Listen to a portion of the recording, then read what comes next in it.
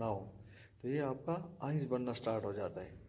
ठीक है, for example आपका डिफ्रॉस्ट ख़त्म हो गया, डायरेक्ट आपका कंप्रेसर स्टार्ट हो गया, फैन स्टार्ट हो गया, उसमें ड्रिपिंग।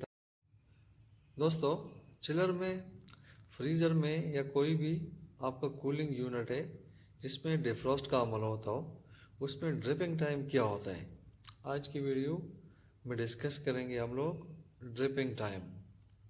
यानी जो आपका ड्रिपिंग टाइम है वो कितना होना चाहिए, ड्रिपिंग टाइम क्या होता है और कैसे इसका सेटिंग किया जाता है। इसका अगर ना हो आपका ड्रिपिंग टाइम रेफ्रिजरेशन फ्रीज़र में, चिलर में, तो क्या बनेगा आपके कूलिंग कॉइल का और क्या इसके ऊपर इफ़ेक्ट होगा।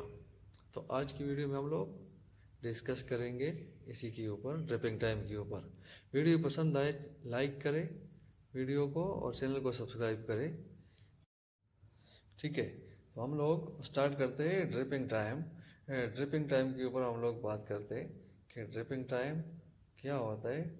ठीक है, देखिए, जो आपका ड्रिपिंग टाइम होता है ना, वो आपके ऑपरेटर में होता है जब आपका सिस्टम डिफ्रॉस्ट होता है, डिफ्रॉस्ट में। ठीक है, यानी आपका जो फ्रीज़र है उसमें जब डिफ्रॉस्ट होता है, डिफ्रॉस्ट होने के बाद हम लोग ड्रिपिंग टाइम सेट करते हैं। डिफ्रॉस्ट क्या होता है, जो आपके कूलिंग कॉइल के ऊपर आइस आता है। ठीक है, ये आपका कूलिंग कॉइल हो गया। कूलिंग कॉइल, कोई भी फ्रीज़र होता है, चिलर होता है, उसमें आपका कूलिंग कॉइल होता है। ठीक है, ये आपका कूलिंग कॉइल हो गया। अभी इसमें ड्रिपिंग टाइम का मैं एक्सप्लेन करूँगा कि ड्रिपिंग टाइम क्यों ज़रूरी है और क्यों हम लोग ड्रिपिंग टाइम करते हैं। ठीक है, ये आपका कूलिंग कॉइल के नीचे आपका एक ट्रे बना होता है पानी के लिए, यानी जो इसका जो ड्रेन का पानी होता है, जो ड्रिपिंग होता है, ये आपका ड्रेन लाइन हो गया। इसी के थ्रू आपका जो ड्रेनेज पानी होता है वो ड्रेन होता रहता है। क्लियर, यहाँ तक क्लियर। और जो आपका कूलिंग कॉइल होता है उसमें एक हीटर होता है। ठीक है, डिफ्रॉस्ट के लिए। ये डिफ्रॉस्ट के लिए आपका हीटर हो गया कूलिंग कॉइल के अंदर, नीचे आपका ड्रेन ट्रे हो गया। इसी के थ्रू आपका डिफ्रॉस्ट होता है। डिफ्रॉस्ट क्या होता है, जब आपका फ्रीज़र होता है, ठीक है, वो चलता है तो इसके ऊपर आइस आना स्टार्ट हो जाता है कॉइल के ऊपर। ठीक है, वही आइस को पिघलाने के लिए हम लोग हीटर का यूज़ करते हैं डिफ्रॉस्ट के लिए।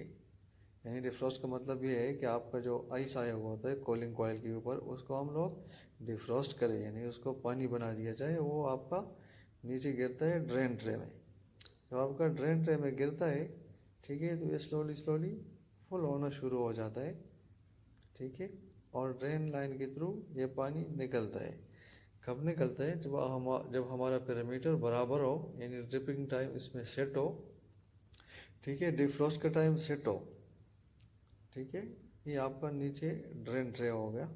लिख लेता हूँ ताकि देखने में आसानी हो। नीचे आपका ड्रेन ट्रे हो गया। ड्रेन ट्रे में आपका जो डिफ्रॉस्ट का ड्रिपिंग होता है, डिफ्रॉस्ट के टाइम में ये पानी गिरता है। ठीक है, फॉर एग्ज़ाम्पल आपका -18 डिग्री का यूनिट है, इसमें आइस कब बनता है। फॉर एग्ज़ाम्पल आपका एक -18 डिग्री का यूनिट है, इसमें जब ये ड्रिपिंग होता है, पानी गिरता है, अगर आपका ड्रिपिंग टाइम सेट ना हो तो ये आपका आइस बनना स्टार्ट हो जाता है। ठीक है, फॉर एग्ज़ाम्पल आपका डिफ्रॉस्ट ख़त्म हो गया, डायरेक्ट आपका कंप्रेसर स्टार्ट हो गया, फैन स्टार्ट हो गया, उसमें ड्रिपिंग टाइम सेट नहीं है, तो कंट्रोलर में हमारा ये सब सेटिंग होता है।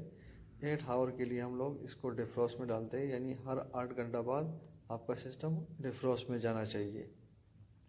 जब कितना मिनट के लिए होना चाहिए, 20 मिनट के लिए। फॉर एग्ज़ाम्पल 15 मिनट हम सेट करते हैं, 20 मिनट सेट करते हैं।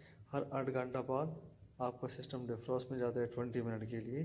और उसके बाद जब आपका ये 20 मिनट टाइम ख़त्म हो जाता है, यानी डिफ्रॉस्ट हो जाता है, उसके लिए हम लोग टाइम सेट करते हैं कि 2 मिनट तक हमारा कंप्रेसर और फैन ऑन नहीं होना चाहिए, ताकि हमारा जो पानी गिरा है डिफ्रॉस्ट के टाइम में वो पूरा पानी निकल जाए, उसके बाद हमारा सिस्टम ऑन हो। ठीक है, उस पर इफ़ेक्ट क्या होता है, अगर आपका डायरेक्ट कंप्रेसर स्टार्ट हो जाए, इसमें जो पानी गिरा हुआ होता है वो काफ़ी सारा तो निकल जाता है, लेकिन थोड़ा थोड़ा इसमें पानी रह जाता है ट्रे में। इसी तरह करके हर दिन जब थोड़ा थोड़ा पानी जमता है, उस कंडीशन में क्या होता है।